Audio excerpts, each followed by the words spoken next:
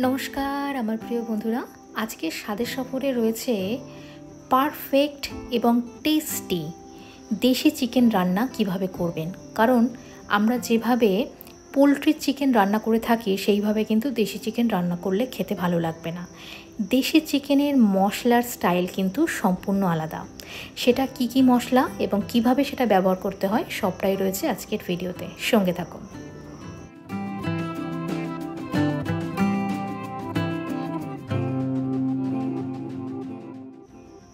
আমি 2-3 রকমভাবে দেশি চিকেন রান্না করতে পারি। তার মধ্যে থেকে আমি একটা পদ্ধতি আজকের আপনাদের সাথে শেয়ার করছি। এখানে আমি দেশি চিকেনটা নুন, হলুদ আর সর্ষের তেল দিয়ে মাখিয়ে রেখে দিয়েছি। আধা ঘন্টা মতো হবে। আর ওই মিক্সার মেশিনে নিয়ে নিয়েছি আমি দেশি চিকেনের মশলা। সেই মশলাটা কি আমি অবশ্যই বলে দেবো ভিডিওর মাঝখানে। আর নিয়ে নিয়েছি আলুগুলোকে আমি খুব সুন্দর করে ভেজে নিচ্ছি। তো দেখতেই পাচ্ছেন কড়াইতে রয়েছে কিন্তু আমার বেশ মাংসের গোল গোল আলু। এটাকে আমি নুন আর হলুদ দিয়ে খুব ভালো করে লাল লাল করে ভেজে নিচ্ছি। মাংসের আলুটা না সবসময় একটু লাল লাল করে ভাজবেন আর একটু সময় নিয়ে ভাজবেন। দেখবেন সেই আলু না মাংসের মধ্যে গিয়ে একটা অন্য রকম স্বাদ ওই আলুর মধ্যে নিয়ে নেয়, যেটা খেতে কিন্তু অত্যন্ত ভালো লাগে। তো দেখতেই পাচ্ছেন আমি কিন্তু অনেকটা মাংস রান্না করব বলে আজকে একটা বেশ বড় কড়াই আমি নিয়ে নিয়েছি। আর অনেকটা আলু বলে আমি মাঝখান থেকেই ভিডিওটা আজকে আমি শুরু করলাম, আলু ভাজার যেটা রয়েছে প্রসেসটা সেখান থেকে শুরু করলাম। এখানে রয়েছে সেই দেশি মুরগির রান্নার সিক্রেট মশলা, বলবো একটুখানি ওয়েট করুন। এখানে সমস্ত আলুটা আমি ভেজে নিয়েছি আর দেশি চিকেন রান্না করছি। নিয়ে নিয়েছি কড়াইতে সর্ষের তেল, আর কড়াইটা কিন্তু অনেক বড় কড়াই, অতটা বোঝা যাচ্ছে না হয়তো। তো দিয়ে দিয়েছি ফোড়নে তেজপাতা। এখানে চাইলে আপনারা একটু জিরে ফোড়নও দিতে পারেন, ঠিক আছে। তো আমি আজকে এটা দিলাম না, আপনারা চাইলে জিরে ফোড়ন দেবেন তেজপাতার সাথে, আর একটা শুকনো লঙ্কা ফোড়নও দিতে পারেন। এবার আমি দিয়ে দিলাম পেঁয়াজ। অনেকটা পেঁয়াজ দিয়েছি কারণ আমার মাংসের কোয়ান্টিটিও কিন্তু অনেকটা, 1 কেজি 300 মতো মাংসের কোয়ান্টিটি ছিল।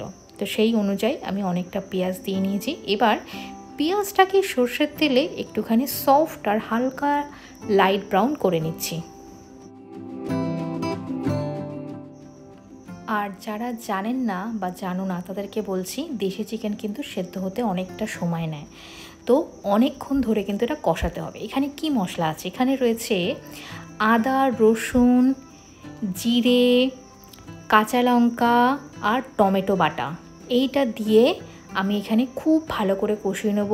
আর যখন কোনো দেশি চিকেন রান্না করবেন চেষ্টা করবেন যে কোনো রকম যেন গুঁড়ো মশলা ব্যবহার না হয়, সবসময় বাটা মশলাটাই প্রেফার করবেন।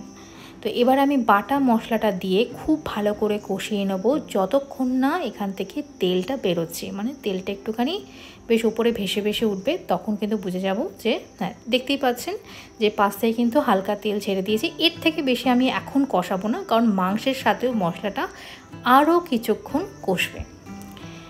তো এবার আমি মাংসর সাথে খুব ভালো করে মশলাটাকে নাড়িয়ে চাড়িয়ে কষিয়ে নেব, ঢাকা দিয়ে দিয়ে কষাবো, যেরকম হয় আর কি।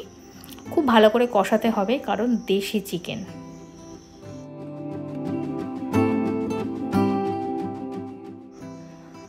যারা যারা আমার ভিডিও দেখছেন তাদের কাছে আমার একটাই অনুরোধ, ভিডিওটা যদি সত্যিই আপনাদের ভালো লেগে থাকে তাহলে লাইক, শেয়ার, কমেন্ট করতে একদম ভুলবেন না। আপনারা আমার কাছ থেকে কী ধরনের ভিডিও দেখতে চাইছেন সেটা আমাকে কমেন্টের মাধ্যমে জানান, যে এই রান্না আপনারা দেখতে চাইছেন। আমি কিন্তু সেই রকম ধরনের রান্নাই আপনাদের সামনে উপস্থাপনা করব।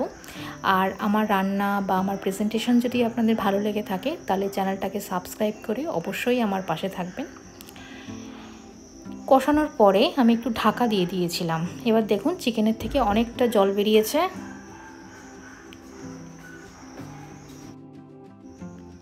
এই জলটাকে কিন্তু আমি রাখবো না, এটাকে আমি কষিয়ে কষিয়ে একদম টানিয়ে ফেলবো, আর পাশ থেকে তখন কিন্তু তেলটাও রিলিজ হয়ে যাবে। আর আমার যখন আমি ভয়েস ওভার দিচ্ছি কিছু আওয়াজ শুনতে পাচ্ছেন, এটা কিন্তু আমাদের পাশেই একটা বাগান বাড়ি আছে, তো সেখানে বিভিন্ন রকমের পাখির আওয়াজ হয়, তো সেটাই হয়তো আসছে। তো এবার কিন্তু আমি গ্যাসের ফ্লেমটাকে বাড়িয়ে দিয়েছি, দিয়ে খুব ভালো করে আমি এটাকে কষিয়ে নেবো। কষানোর পরে দেখতে কেমন হয় সেটাও দেখাবো, তবে তার আগে চলুন একটুখানি আলুগুলো এর মধ্যে দিয়ে দেওয়া যাক। আলুগুলো দিয়েও আমি খুব ভালো করে এটাকে কষিয়ে নেব।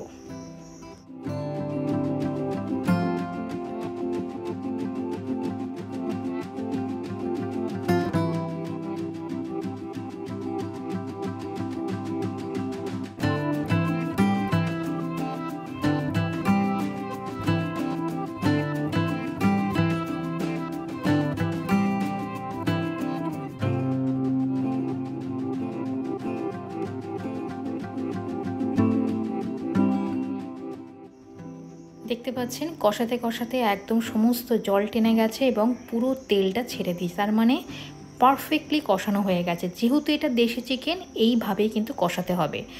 এতক্ষণ যদি এটা পোলট্রির চিকেন হতো না, পুরো গলে যেত।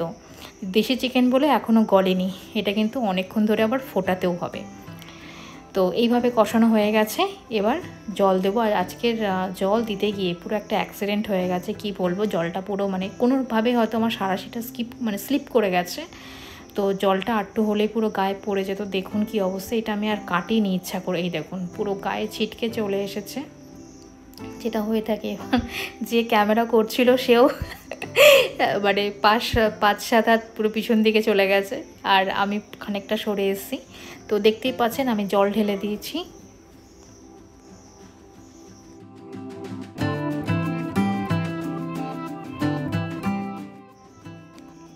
আমি ট্যালট্যালে ঝোল করব না, আবার খুব মাখা মাখাও করব না, আমি গ্রেভি গ্রেভি করব। তাই আমি ঠিক ততটা পরিমাণেই জলটা রেখেছি। এটা ফুটতে ফুটতে একদম লাস্টের দিকে কিন্তু পুরো গ্রেভি গ্রেভি হয়ে যাবে। তো এবার আমি ভালো করে ফুটিয়ে নিচ্ছি, দিয়ে দেবো পুরো গরম মশলার একটা প্যাকেট। কারণ আমি যদি অনেকটা রান্না করছি, তো আমার রান্না কিন্তু শেষ। আপনারা বাড়িতে দেশি চিকেন এইভাবেই রান্না করুন, নিজেরাও খান এবং সবাইকে খাওয়ান, দেখবেন আপনার রান্নার প্রশংসা কিন্তু সবাই করবে। তবে রান্নাটা এইভাবেই করবেন যেভাবে আমি দেখালাম। তবে আরও যে দুটো পদ্ধতি আছে সেই দুটোও আমি আপনাদের সাথে শেয়ার করব দেশি চিকেনের। ভালো থাকবেন, সুস্থ থাকবেন।